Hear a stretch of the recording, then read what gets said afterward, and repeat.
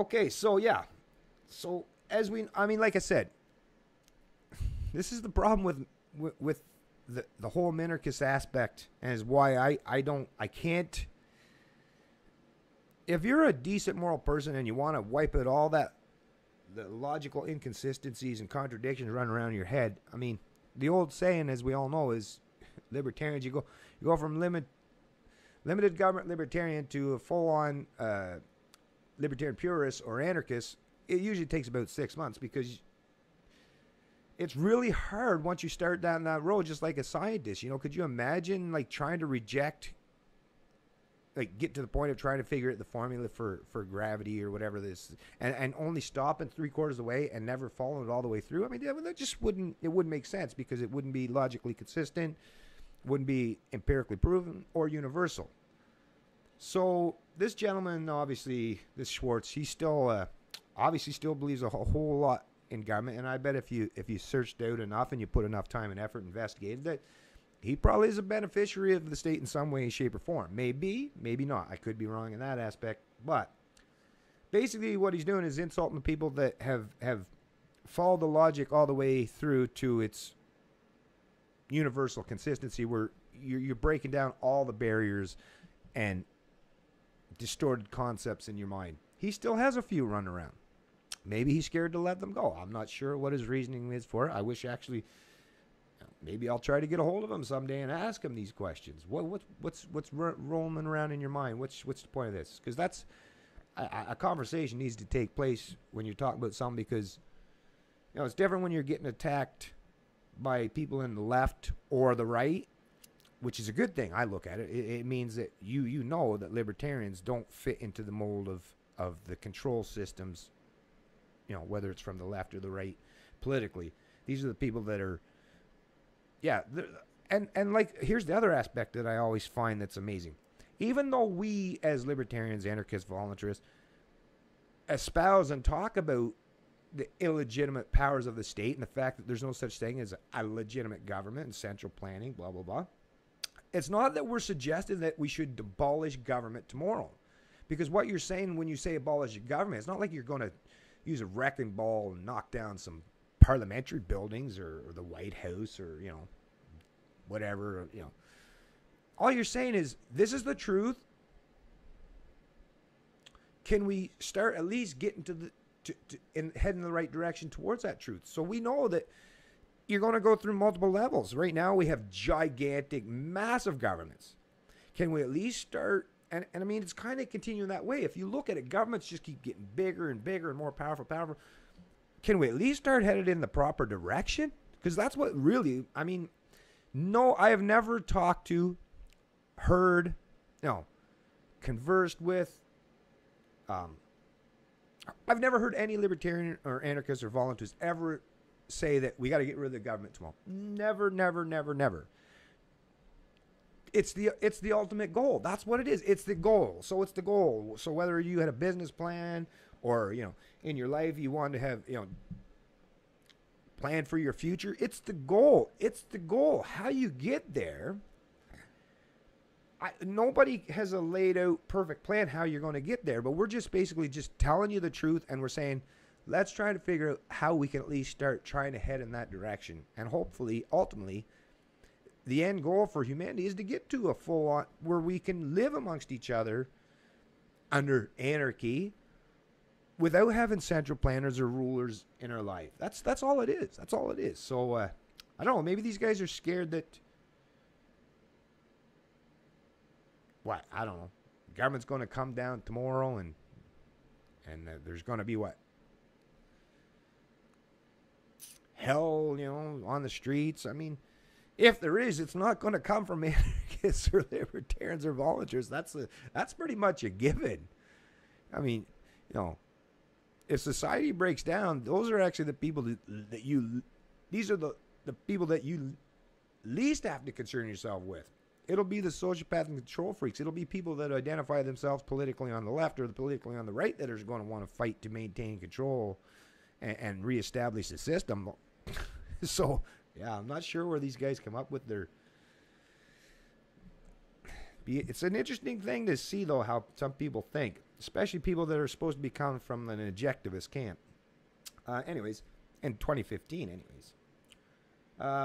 So, yeah, they regard military action as intrinsically illegitimate. Well, no, actually, I mean, if you understand what libertarians, anarchists, and voluntarists say, is military is there's nothing intrinsically wrong about using military is just, you know, armed individuals trained, blah, blah, blah, for self-defense. That's what it's supposed to be. I mean, really, I mean, unless, you know, he's talking about, well, he is actually preemptive war, you know, interventionism. But all libertarians, myself included, whether you talk about, you know, external conflicts in different countries or even in my own personal life, of course I don't go around harming people that haven't harmed me. Even if I know that, and I do know that there are people on this planet, in this country, in my province even, that want to cause harm to me. But am I going to, just because I know that they may want to cause harm to me, I cannot suggest that I should preemptively go harm them first just because there's a potential that they could harm me. That's what we're talking about here. Non-interventionism, like Ron Paul talks about, like all voluntarists and libertarians and anarchists talk about, is I'm not going to use a preemptive, I'm not going to be the aggressor, because the non-aggression principle is foundational to the philosophy of liberty. So really what we're saying is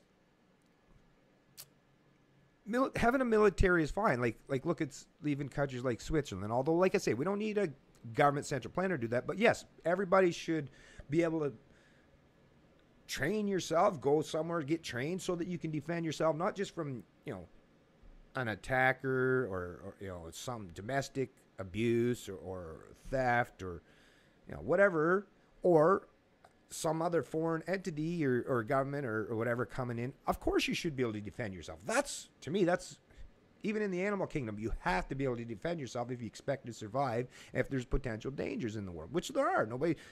Nobody's suggesting there's no potential dangers. Of course there are. But if you look, I mean, just let's statistically, or forget about statistics, actually, because they could be manipulated. But just look at Iran.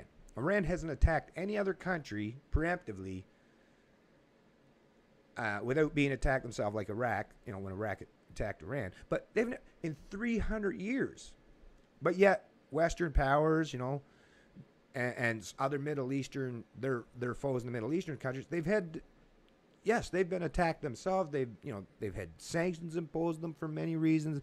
You know, they've had. So I suppose they are looking for some way to have a defensive measure, right? I mean, think about it. If you were surrounded by people with guns, and you knew that they were threatening you all the time, if you wanted a gun, would that make you an automatic threat yourself or a danger? No, it would just mean that you want to protect yourself, which would make total sense. And this is what Ron Paul is saying. That's what those of us that understand, you know, what non-interventionism is really about. It's about not being preemptive. It's just about being prepared, of course, but being defensive, not offensive. This guy wants to talk about being offensive, like, oh, there's a threat somewhere, so let's... Now, I did read a little bit on his bio, and I believe this man's a Jewish guy, and I think there was probably aspects that he knows about, you know, maybe himself or family members that had went through the Holocaust or something. So, you know, I can understand where he might be fearful and think that, you know, but that's not the right way to do it. You're allowing fear to control your mind at that point. Then you're not using common sense, sound judgment, and logic. You're using fear. That's the wrong way to do it. So, but anyways, so here we go. Let me go back down here. Probably the best known representative of mainstream libertarianism is the Cato Institute, which also finds virtually no U.S. military action justifiable. For example, one of its senior fellows writes, one of the most unchallenged zany assertions during the war on terror has been the terrorists present an existential threat to the United States. Among the views scorned as extravagant alarmism is one that says the enemy is committed to the destruction of freedom and the American way of life and seeks world domination achieved through violence and bloodshed.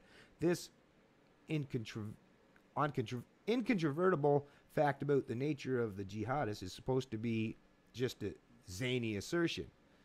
So, yeah, once again, Cato Institute, which also finds virtually no U.S. military action justifiable.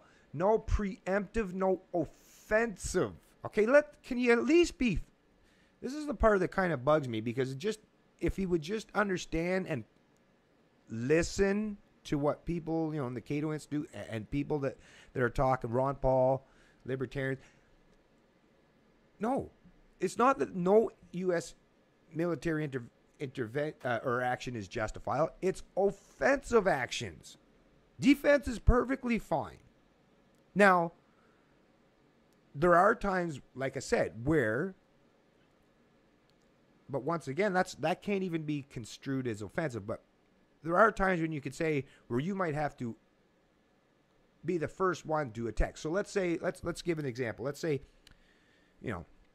Iran has somehow amassed this gigantic navy that, every country on the planet pales in comparison to the U.S. Navy. Come on. But anyways, let's say they somehow figured some way out and blah, blah, blah. And let's drop some weird mystical concept where they're coming over across the ocean to attack North America. And you see on the radar, right, NORAD starts picking this stuff up, let's say, and you see that, oh, look, there's all these, and they're armed, locked and loaded and ready to attack. They're coming to attack. Well, of course, at that point in time, you're not going to wait till they land and the first one starts shooting and then like, okay, now it's our turn. No, you're going to defend yourself. Just like if you looked out the window and someone's coming to your house, you're not going to wait till they break into your house and hold a gun to your head or a knife to your throat and start robbing you. You're going to protect yourself when you see that threat is immediate and imminent. But we have to define what immediate and imminent really means, because when you talk about imminent, that doesn't mean that, oh, this person doesn't like me and they think about it all the time. I got to do something against that Bennett. But if they never follow on their impulses or actually carry out any acts that I see as aggressive towards me, of course, like, for me to go attack them, even though I know they might think that they want to attack, that's preemptive. That is interventionism. Of course we disagree with that.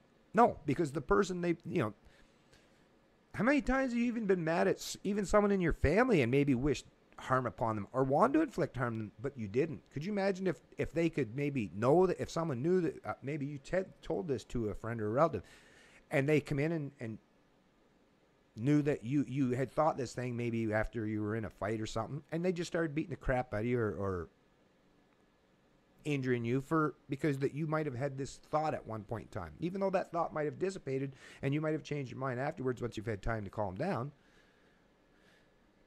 Come on. Common sense here, people. To me, this is really what it comes down to. If you don't want to get into the full philosophical endeavors and understanding the principles and all this stuff, then just use common sense. That's all. Not everyone has to completely understand or put thousands of hours into figuring out all this stuff. But common sense should always reign supreme. Now, I could continue on with this article, but there's not a whole lot left more to cover. I did read it earlier. But it's basically, like I said, it's basically what I'm saying is, and this is someone that's, he still hasn't followed his logic all the way through, or he prefers not to. I don't know what his reasoning is behind it, but for him to make this assertion that, libertarians are somehow against personal liberty or whatever because we don't want to protect the masses by preemptively striking people that may want to attack us, or that's a red herring. That's bullcrap logic, my man. Don't know why you would even try to put this stuff forward, because if you know the people that, and I'm not even nowhere near as good as some other people in the liberty movement could be in articulating a proper response to it, but yeah, you're fail. I don't see how even minarchists kind of will have to call you out on some of your stuff there, even ones that do believe in genuine roles of the gun, right? Preemptive force. Actually, you know what? Maybe I will finish this article. I'm going to tie up this video. We're going to start another one.